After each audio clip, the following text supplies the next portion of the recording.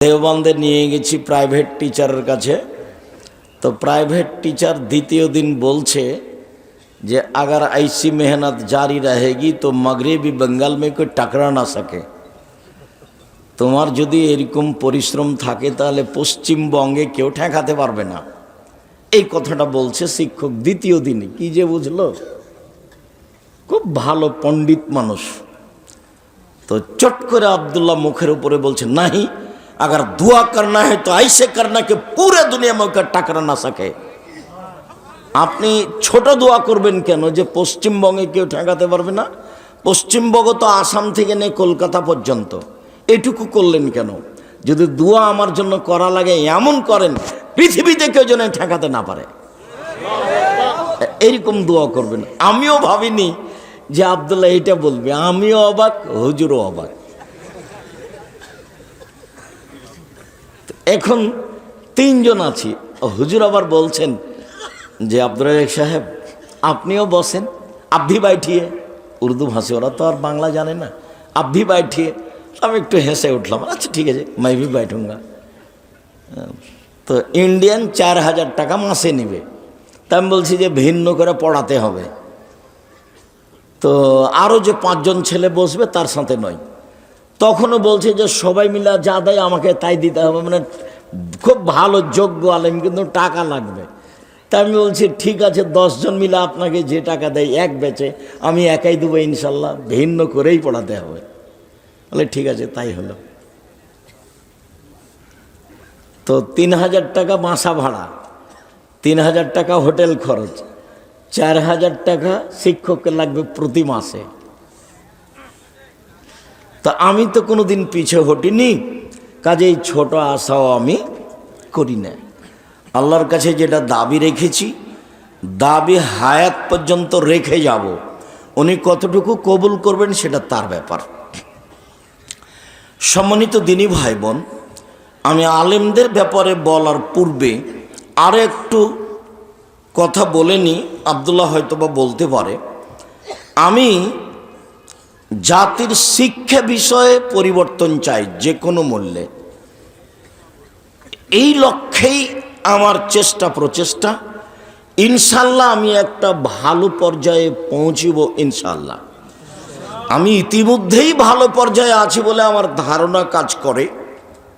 কেননা এদেশের আলেম ওলামা কারো গড়া মাদ্রাসাতে চাকরি করে অনেকেই। আমি আব্দুর রাজ্জাক বিন ইউসুফ একবারে শূন্যের উপরে জিরো হয়ে প্রতিষ্ঠানের জমি কিনে প্রতিষ্ঠান গড়ার চেষ্টা করছি, ঘরবাড়ি তৈরি করে চেষ্টা করছি। আলহামদুলিল্লাহ আমি ভালো অবস্থায় আছি। আপনার বাড়ির পাশে যেটা প্রতিষ্ঠান সেটা এখন প্রায় 100 বিঘা জমির উপরে, প্রায় অংশই কিনা। তার 22 বিঘা খালি মেয়েদের জন্য। ওখানে একটা মসজিদ তৈরি হচ্ছে, গত বছরও বলেছি 200 শতক জমির ওপরে। তার 3 ভাগের 1 ভাগ পাইলিং মেঝে ঢালাই, এখন পর্যন্ত প্রায় 5 কোটি টাকা খরচ হয়েছে খালি পাইলিং মেঝে ঢালাই, বাকি তো আছেই। যেটা রাজশাহী সেটা ছেলেদের অংশ প্রায় 40 বিঘে জমির ওপরে। যেটা মেয়েদের অংশ গড়তে যাচ্ছে সেটা প্রায় 70 বিঘা জমির উপরে। যেটা দিনাজপুরে সেটা প্রায় 20 বিঘা জমির উপরে। বরিশালে চলমান আছে, চট্টগ্রামে জমি আছে, ময়মনসিংহে জমি আছে, ফেনীতে জমি আছে, যশোরে জমি আছে, কুষ্টিয়ায় জমি আছে, আপনার এই বগুড়াতে জমি আছে। এইসব জায়গাতে অচিরেই জামিয়া সালাফে গড়বে ইনশাআল্লাহ। গাইবান্ধায় জমি আছে, গাইবান্ধাও চলমান, গাইবান্ধা চলমান, আপনার বাড়ির পাশে চলমান, রাজশাহী চলমান, বরিশাল চলমান, দিনাজপুর চলমান। উপস্থিত এই দুটা প্রতিষ্ঠানে প্রায় 5000 ছেলে মেয়ে পড়াশোনা করে। 5000। 300 জন শিক্ষক শিক্ষিকা আছেন, এখন আরো বেশি হবে। এদের প্রতি মাসে বেতন লাগে 32 লক্ষ। স্বাভাবিকভাবে প্রতিদিন স্বাভাবিকভাবে টিন মিস্ত্রি, রড মিস্ত্রি, কত কি যে মিস্ত্রি আছে, 40,000 থেকে প্রায় লাখের মতো মাঝে মধ্যে বিল আছে। এর নাম জামিয়া সালাফিয়া। আয়াতনে, শিক্ষক সংখ্যায়, ছাত্রছাত্রী সংখ্যায়, শিক্ষক মানে, শিক্ষক গুণে বাংলাদেশে আপনাদের সর্ববৃহৎ প্রতিষ্ঠান। তাতে আপনার বাড়ির পাশেটা সবচেয়ে বড়। এইটা প্রায় 100 বিঘা জমির ওপরে, যেটা আপনি কালকে দেখতে যাবেন। সেটা হলো 13-14 ফেব্রুয়ারি সম্মেলন। 13-14 ফেব্রুয়ারিতে সম্মেলন আছে। দেশের বক্তার বড় বড় যারা, বড় বড় বিদ্বান যারা, তারা থাকবেন ইনশাআল্লাহ। পাকিস্তানের বিদ্বান থাকবেন ইনশাআল্লাহ, ইন্ডিয়ার থাকবেন ইনশাআল্লাহ, সৌদি আরবের থাকবেন ইনশাআল্লাহ। এটা আপনাদের প্রতিষ্ঠান, আপনার বাড়ির পাশে। আমি জানি না আপনার প্রতিষ্ঠানের উপরে ভালোবাসা কেমন। দুইটা কথা আরও বলেনি। সেটা হলো এই যে সারা দেশ জুড়ে জামিয়া সালাফিয়া মক্তব পরিচালনা করতে চাই। সারা দেশ জুড়ে, একবারে টেকনাফ থেকে তেঁতুলিয়া, তেঁতুলিয়া থেকে টেকনাফ পর্যন্ত দেশ জুড়ে ইনশাআল্লাহ। এবং তারা এই মক্তবের শিক্ষককে প্রশিক্ষণ দেওয়ার জন্য, জামিয়া সালাফিয়া এদেরকে প্রশিক্ষণ দেওয়ার জন্য দেশের আলেম ওলামা বা জেনারেল শিক্ষিত ছেলেদেরকে কোরআন শিক্ষা দেওয়ার জন্য একটা পদক্ষেপ গ্রহণ করা হয়েছে। ফ্রিতে রাজশাহী যাবেন প্রশিক্ষণ নেওয়ার জন্য, ফ্রিতে আসবেন, ফ্রিতে খাবেন, বই পুস্তক ফ্রি, যাওয়া ফ্রি, আসা ফ্রি, থাকা ফ্রি, খাওয়া ফ্রি, বই পুস্তক ফ্রি। এটা আপনাদের জামিয়া সালাফের ফলাফল। তবে রাজশাহীতে এটা আপনারা ব্যবস্থা করছেন, তাই মনে রাখা ভালো হবে। জামিয়া সালাফিয়া কোনো বৈদেশিক পয়সা দিয়ে চলে না, জামিয়া সালাফিয়া কোনো সংস্থা দিয়ে চলে না, জামিয়া সালাফিয়া কোনো বিত্তশালী দিয়ে চলে না, জামিয়া সালাফিয়া সরকারি অনুদানে চলে না। জামিয়া সালাফিয়া আমার আর আপনার 5,000, 10,000, 50,000, 2,000, 5 টাকা, 10 টাকা, এই টাকা দিয়ে চলে। আব্দুর রাজ্জাক কই, আমরা তো নরসিংদীর মানুষ, কবে যে দিয়েছি। আর কেউ দিয়েছে? আমি নরসিংদীর হয়ে যদি না দিই তো নারায়ণগঞ্জের দিয়েছে, নইলে গাজীপুরের দিয়েছে। চলছে তো, আর বিশাল আকৃতিতে চলছে। অবাক হবেন, আলহামদুলিল্লাহ। অবাকের যেটা ফলাফল সেটা আলহামদুলিল্লাহ। সারা দেশ জুড়ে মক্তব পরিচালনা করতে চাই জামিয়া সালাফিয়া আর দাওয়ায়ে আল্লাহর মাধ্যমে। সারা দেশ জুড়ে জামিয়া সালাফিয়া করতে চাই ইনশাআল্লাহ। এই ব্যাপারে প্রাণপণে চেষ্টা চলছে। অনলাইনে আল ইতেসাম টিভি আছে, যেখানে বক্তব্য রেকর্ডিং করে আপনাদের সামনে দেওয়া হয়। আমরা আপনাদের কাছে দিন প্রচার করার ব্যাপারে মানুষ হিসাবে সামান্যতম ত্রুটি করছি, এটা আমাদের মনে বলে না। আমি আব্দুর রাজ্জাক বিন ইউসুফ সাধারণ মানুষ হিসাবে, আপনি আমার দিনী ভাই হিসাবে, আপনি আমার দিনী বোন হিসাবে, যেটা আমি জোরালো আপনার কাছে দাবি রেখেছি, প্রতি বছর বলছি, সেটা হলো 1 নম্বর একটু দোয়া করতে হবে, আল্লাহ তুমি জামিয়া সালাফিয়া কবুল করো, জামিয়া সালাফিয়ার কাজ কর্মকে তুমি কবুল করো। এইটা আপনার কাছে আমার প্রথম দাবি।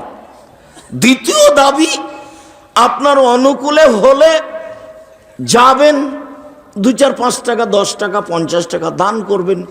যেহেতু 10-এর পয়সা দিয়ে চলে, তাতে আমি বলেছি পতিতালয়ের মহিলা যদি কুকুরকে পানি পান করে জান্নাত পেতে পারে, তো জামিয়া সালাফিয়া 10 টাকা দান করলে জান্নাত হবে ইনশাআল্লাহ। যা আব্দুর রহিমের বক্তব্যে ফুটে উঠছিল যে দান কি জিনিস। সাথে সাথে এই দেশের সর্ববৃহৎ প্রতিষ্ঠান হচ্ছে জামিয়া সালাফিয়া। শিক্ষা মানে সর্বোচ্চ প্রতিষ্ঠান হচ্ছে জামিয়া সালাফিয়া। শিরক মুক্ত প্রতিষ্ঠান জামিয়া সালাফিয়া, বিদআত মুক্ত প্রতিষ্ঠান জামিয়া সালাফিয়া, দল মুক্ত প্রতিষ্ঠান জামিয়া সালাফিয়া, সংগঠন মুক্ত প্রতিষ্ঠান জামিয়া সালাফিয়া, হিংসা মুক্ত প্রতিষ্ঠান জামিয়া সালাফিয়া, জাতীয় সম্পদ জামিয়া সালাফিয়া। আপনি কিছুটা কার্পণ্যতা করবেন, এটা আমি চাইনি। তবে আপনি যদি কিছু দেখতে পান আমার ত্রুটি, তাহলে আপনি বললে আমি সংশোধনের জন্য প্রস্তুত আছি। আমি তো মনে করছি যে খালেস অন্তরে আল্লাহকে সন্তুষ্ট করার জন্য কারো পিছনে না পড়ে, কারো বদনাম না করে, কারো বিরোধিতা না করে এই দ্বীনি খিদমতে লেগে জীবন বাজি রেখে এইটাকে একটা ভালো থেকে ভালো পর্যায়ে নিয়ে যাব ইনশাআল্লাহ। সম্মানিত দ্বীনি ভাই বোন, আল্লাহ তাআলা বলেন, হে বিশ্বাসী মানুষ, সবচেয়ে অসন্তুষ্টপূর্ণ কাজটা করিও না। যেটা মানুষকে বলো সেটা তুমি আমল করো না, এমন কাজ তুমি করো না। আলেম ওলামা মানুষ যেটা বলছো সেটা আমল করবা, এটা আল্লাহর আদেশ। আবু হুরায়রা রাদিয়াল্লাহু তাআলা আনহু বলেন, রাসূল সাল্লাল্লাহু আলাইহি সাল্লাম বলেছেন, কাফা বিল মারে কাদেবান ইউহাদ্দিসু বিকুল্লি মা সামিয়া। একজন আলেমের জন্য মিথ্যুক হওয়ার ব্যাপারে এতটুকুই যথেষ্ট যে শরীয়তের কোনো কথা বলে দিল তদন্ত না করে। যার কারণে বহুদিন আমি বলেছি যে আজ যদি ওমর রাদিয়াল্লাহু তাআলা আনহু বেঁচে থাকতেন, তাহলে শতকরা 95 জন বক্তার, যারা বাংলাদেশে বাংলা ভাষায় বক্তব্য দিচ্ছে, শতকরা 95 জন বক্তার আজীবন জেল হতো। তারা কেউ বাইরে থাকতে পেত না। আমি আর আপনি মনে করলাম বক্তা, কিন্তু আসলেই কি তাই? কোরআনে হাদিস না বুঝে, না বুঝার চেষ্টা করে, কেসা কাহিনী কি যে বলে আল্লাহই ভালো জানে। আর বক্তৃতাতে এরকম নয়, একেবারে খালেস অন্তরে হতে হবে। রাসূল সাল্লাল্লাহু আলাইহি ওয়াসাল্লাম বলছেন, পৃথিবীর আলেম ওলামা শোনো, বাল্লিগু আন্নী ওয়ালা আয়া, আমার একটি কথা জানা থাকলে অন্যকে বলো। পৃথিবীর যারা আলেম ওলামা, যারা দিন প্রচার করতে চাও, তারা শোনো, আমার একটি কথা জানা থাকলে অন্যকে বলো।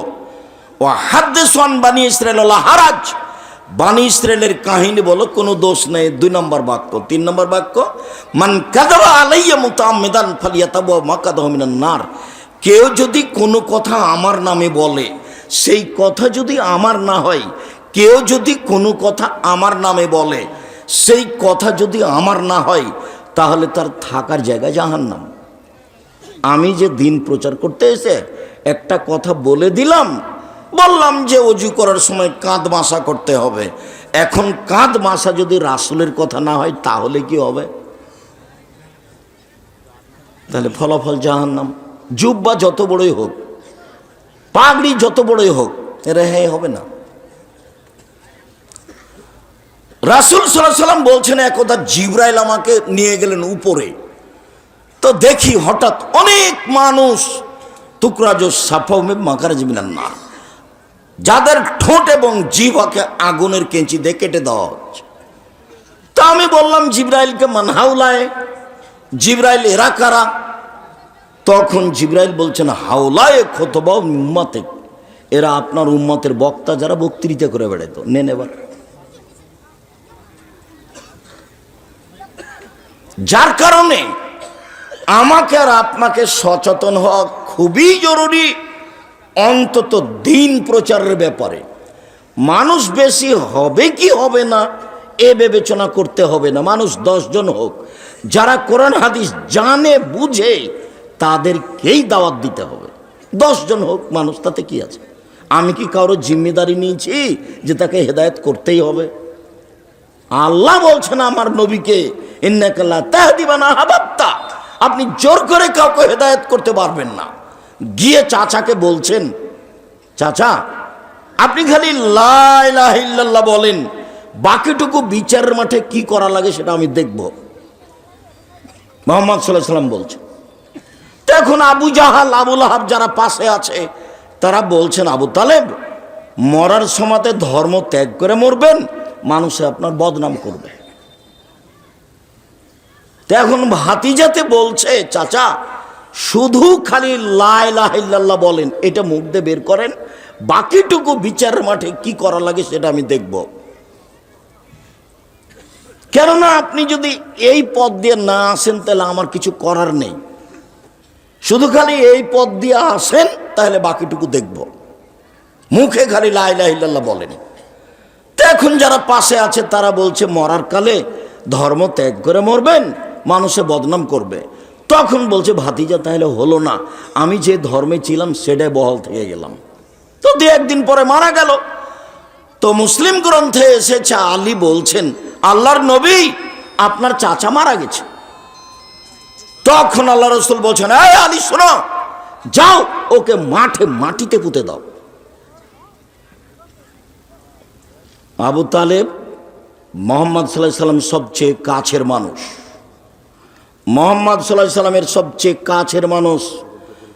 রাতে দিনে সকালে সন্ধ্যায় সুবিধায় অসুবিধায় সর্বদা যিনি দেখেছেন তিনি হচ্ছেন আবু তালেব, যার ছায়াতে আল্লাহর নবী চিরদিন থেকেছেন। সেই নবী বলছেন আলী যাও তাকে মাটিতে পুঁতে দাও। উনি গেলেন না, মাটিতে পুঁতে দিতে গেলেন না, মানে হিন্দুকে জ্বালিয়ে নদীতে ভাসানো হবে না, হিন্দু মারা গেলে তাকে শ্মশান ঘাটে ফেলা হবে না, তাকেও কি করতে হবে মাটিতে পুঁতে দিতে হবে। তবে তার জানাজা নেই, তার গোসল নেই, তার কাফন দাফন নেই, এমনি তাকে মাটিতে পুঁতে দিতে হবে। হাদিস বুখারী মুসলিম। যাও আলী ওকে মাটিতে পুঁতে দাও। যদি লা ইলাহা ইল্লাল্লাহ বলতেন তাহলে আমি দেখতাম। এখন আল্লাহ বলছেন ইন্নাকা লা তাহদি মান আহবাবতা, মুহাম্মদ সাল্লাল্লাহু আলাইহি সাল্লাম আপনি ইচ্ছা করলেই কাউকে হেদায়েত করতে পারবেন, ব্যাপারটা এমন নয়। ইন্না আলাইনা লাল হুদা, কাকে আমি হেদায়েত করব সেটা আমার ব্যাপার। দিন রাত বক্তব্য শোনার পরে যদি আপনার পরিবর্তন না আসে তাহলে বুঝতে হবে ভাগ্য টলে গেছে। তাহলে কি বুঝতে হবে? ভাগ্য টলে গেছে। দোয়া করে একে ফিরিয়ে নিয়ে আসতে হবে। পৃথিবী সৃষ্টির 50,000 বছর পূর্বে ভাগ্য লেখা হয়েছে, এইটাকে কেটে নতুনভাবে লেখার একটাই পথ, দিনরাত দোয়া করা, কান্নাকাটি করা। তাহলে আল্লাহ যেটা লিখে রেখেছেন সেটা কেটে পরিবর্তন করে দিবেন। রাসূল সাল্লাল্লাহু আলাইহি সাল্লাম বলছেন যে আমি স্বপ্নে দেখলাম একদা, লম্বা কথার একটা কথা, যে আমাকে দুইজন ফেরেশতা দুই হাত ধরে টেনে নিয়ে যাচ্ছে। দেখি একটা লোক চিত হয়ে শুয়ে আছে, আর পাশে একটা লোক পাথর দিয়ে তার মাথাকে ভেঙে চৌচির করে দিচ্ছে। মারলে দূরে ছিটকে চলে যাচ্ছে পাথরটা, আবার নিয়ে আসে, আবার মারে, আবার চলে যায়, আবার নিয়ে আসে, আবার মারে, আবার ছিটকে চলে যায়। আমি এক পর্যায়ে বললাম বলো তো এটা ঘটনা কি? তখন তারা দুইজন বললেন, জিবরাইল আর মিকাইল দুইজন বললেন যে ইনি হচ্ছেন মাওলানা মানুষ, বলতো আমল করতো না।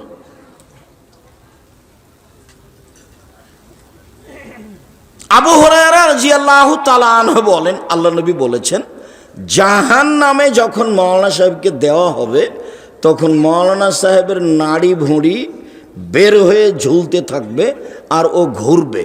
তো জাহান্নামীরা জমা হয়ে বলবে মালাক আনতা তা'মুরুনা বিল মারুফ ওয়া তানহাউনা আনিল মুনকার, কি ব্যাপার, আপনি তো ভালো কথা বলতেন, মন্দ থেকে নিষেধ করতেন, আপনি কেন এখানে? তখনও বলবে কি করি, আমি ভালো বলেছি, ভালো করিনি যে।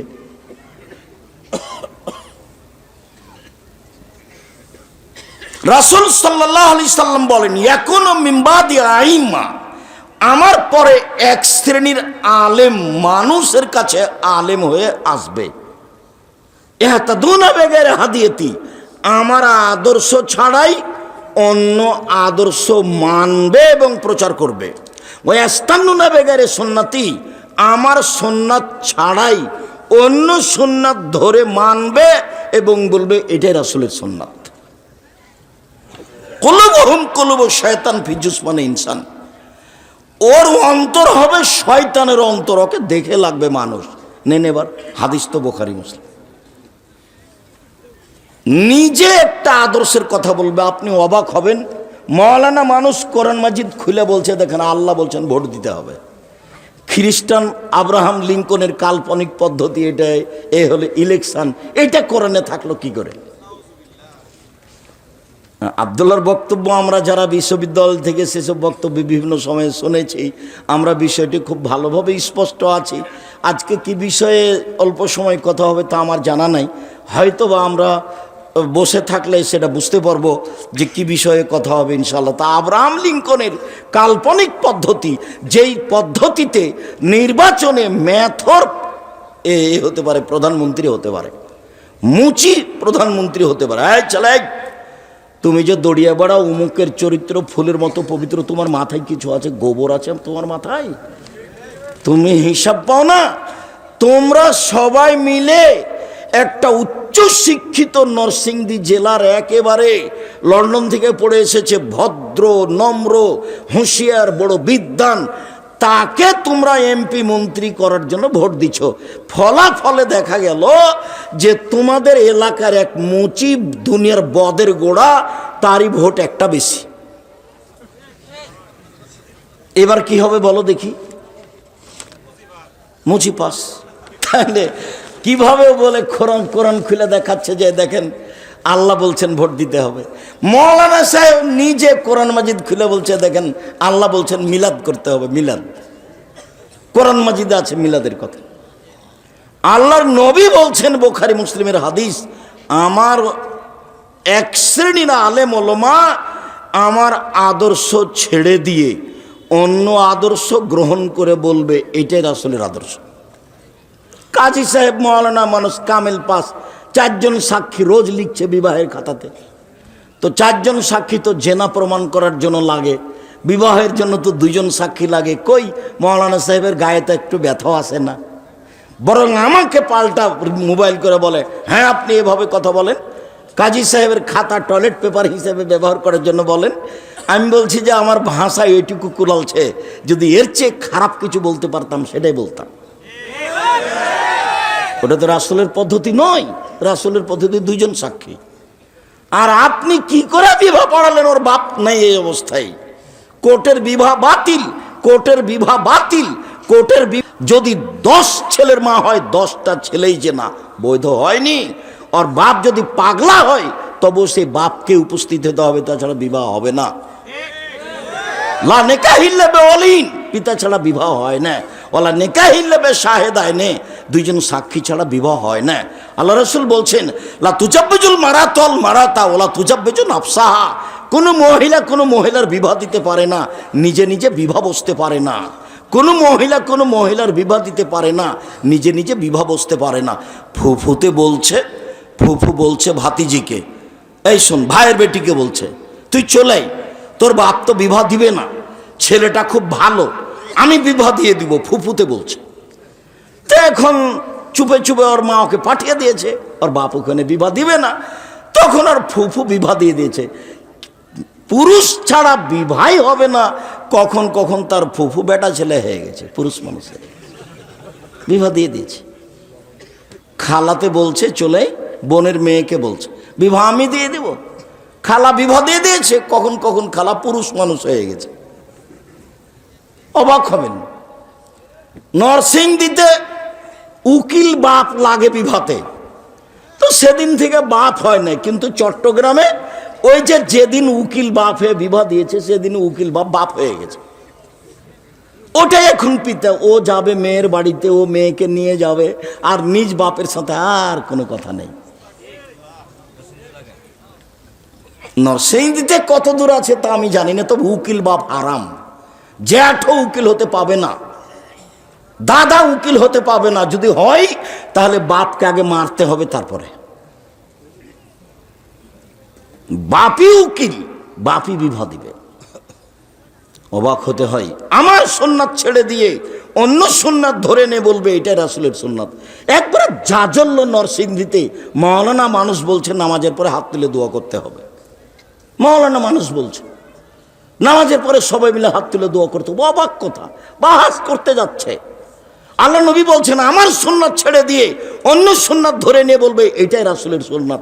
আল্লাহ নবী বলছেন এইরকম মাওলানা সাহেবকে দেখতে লাগে মানুষ, ওর অন্তর হলো শয়তানের অন্তর। হাদিস বুখারী মুসলিম। এমন মানুষকে দেখে লাগে মানুষ, ওর অন্তর হচ্ছে শয়তানের অন্তর। এটা আল্লাহর নবী বলছেন, হাদিস বুখারী মুসলিম। কি বিবেচনা আপনার কাছে আছে? কি দিয়ে বিবেচনা করবেন? আমি তো উপদেশ বইয়ে বহুদিন আগে এটা লিখা আপনাকে জানিয়েছি। আমি তো বক্তা শ্রোতার পরিচয় বইয়ে বহুদিন আগে লিখে জানিয়েছি।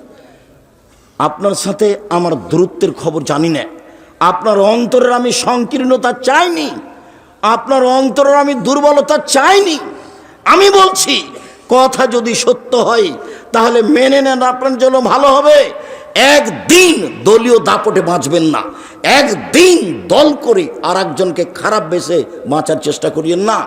একদিন মানুষের বদনাম করে, মানুষের গিবাত করে, মানুষকে অপমান করে, মানুষকে খাটো করে বেঁচে থাকার চেষ্টা করিয়েন না। ওটা মাথাতে আনবেন না। মামলা কারো বিরুদ্ধে করে, কারো প্রতিবাদ করে, কাউকে অপমান করে, কাউকে খাটো করে বেঁচে থাকার চেষ্টা করবেন না। আপনি অবাক হবেন, যারা নেট দেখে তারা বলে একজন আর একজনকে একবারে ধুয়ে ছেড়ে দিচ্ছে। কেমন আলেম মানুষ, কিভাবে মুখে আসতে পারে এটা? আমি আসলে সেই কথাটা খুব নিরুপায় হয়েই বলেছিলাম। কি বলেছিলাম? যখন তখন বলে আসেন বাহাসে বসেন না, আসেন বাহাসে বসেন না, অত বলেন বাহাসে বসেন না কেন? তখন আমি নিরুপায় হয়েই বলেছিলাম আপনাকে তো আমি মানুষই মনে করি না, তো বসবো কি? এই একটা আমার বাক্য আছে, আমি তো আপনাকে মানুষই মনে করিনি, তো আমি বসবো কি? আপনি যে মুখখানে দিন রাত আর একজন আলেমের গালি দিচ্ছেন, আমি আপনাকে কেমনে আলেম মানুষ মনে করি? আমি কেমনে বসতে পারি? আপনি আমাকে ধুয়ে ছেড়ে দিলে তো আপনার নামটা আমি নিব না। দেখেন আপনি কিভাবে আলেম ওলামা একজন আর একজনকে ধুয়ে ছেড়ে দিচ্ছে। কি চরিত্র! আল্লাহ রাসূলও বলছেন ওকে দেখে লাগে মানুষ, ওর অন্তর হলো শয়তানের অন্তর। হাদিস বুখারী মুসলিম। ওকে দেখে লাগে মানুষ, ওর অন্তর হচ্ছে শয়তানের অন্তর। রাসূল সাল্লাল্লাহু আলাইহি সাল্লাম বলেন পৃথিবীর মানুষ, আমি জাতির সামনে আশঙ্কা প্রকাশ করে গেলাম, পৃথিবীর মানুষ শুনে রেখো, তিনটি বিপদের কথা বলে যাচ্ছি। এক, আইম্মাতু মুজিল্লিন, হুজুর হবে ভ্রান্ত, হুজুর ধর্ম বেচে খাবে, হুজুর হবেন ভ্রান্ত, হুজুর ধর্ম বেচে খাবে। দুই, সাত্তাবদ কাবাইল মিন উম্মতি আল আওফান, আমার উম্মত মূর্তি পূজা করবে। ঢাকার একজন লোক আমাদেরকে ভালোবাসে, ব্যবসায়ী ভালো। তা আমি একদিন তার কাছে গেছি, তো বলছে আমার আম্মাকে খুব ভালোবাসি, এই দেখেন আমি আমার আম্মাকে ভালোবাসি, তাই সুন্দর করে ছবি সাজগোজ করে রেখেছি। তখন আমি বলছি আপনি কুসন্তান। তো মনটা খারাপ হয়ে গেছে, আমি কুসন্তান মানে বলেন কি আপনি? তাহলে আপনার মায়ের ছবি কবর দিয়ে এসে ছিঁড়ে ফেলতে হতো, টুকরা টুকরা করে ছিঁড়ে ফেলে হাত তুলে আল্লাহকে বলতে হতো আল্লাহ আমার মাকে ক্ষমা করে দাও, তাহলে আপনি হতেন সুসন্তান। জনৈক কাজে এক এমপির কাছে গেছি, তো আমি সালাম দিয়েছি ভাইজান এই মূর্তিটা সরাতে হবে। তখন আমাকে বলছে আমি খাঁটি আহলে হাদিস। মূর্তি পাশে থেকে মানুষ খাঁটি আহলে হাদিস কিভাবে, কেমনে হয়? তা আমি বলছি ভাইজান আসলে আমি অত বলতে চাচ্ছি না, যদি আপনি সরান তাহলে বসবো, যদি না সরান তো আমি গেলাম। আচ্ছা ঠিক আছে ঠিক আছে ঠিক আছে সরাচ্ছি। সম্মানিত দিনী ভাই বোন, আমি আসলে মূলত আপনার সামনে আফসোস প্রকাশ করলাম, যা আলেম ওলামাদের ঘটছে ঘটবে। আপনারা কোরআন হাদিস শোনেন আলেম ওলামাদের মুখে, নিজেরা যেন তৃপ্তি পান যে আলেম মানুষ যেটুকু বললেন বললেন, এইটা যেন আপনাদের হয়। আপনারা যেন খুব ভালো লাগছে তাই ঘন্টার ঘন্টা বসে আছি, দুই চোখের পানি ঝরছে, এমনটা যেন না হয়। যারা কোরআন এবং সহিহ হাদিস বলবে, সে যেই হোক না কেন, ছোট থেকে ছোট, বড় থেকে বড়, তাকেই সম্মান করে তাকে মূল্যায়ন করার চেষ্টা করবেন। যে কোরআন হাদিস বুঝে, আল্লাহ তাআলা বলছেন তোমরা জানা মানুষের নিকটে জানো, প্রমাণ সহকারে, এটা আল্লাহর আদেশ।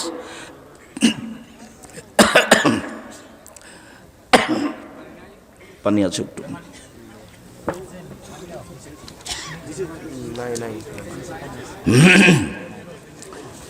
আল্লাহ বলছেন তোমরা জানা মানুষের নিকটে জানো প্রমাণ সহকারে, জানা মানুষের কাছে জানতে হবে প্রমাণ সহকারে।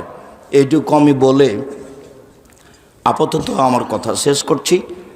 আমরাও আব্দুল্লাহ কি বলছে এটা শোনার অপেক্ষায় আছি। জাযাকুমুল্লাহ খায়ের।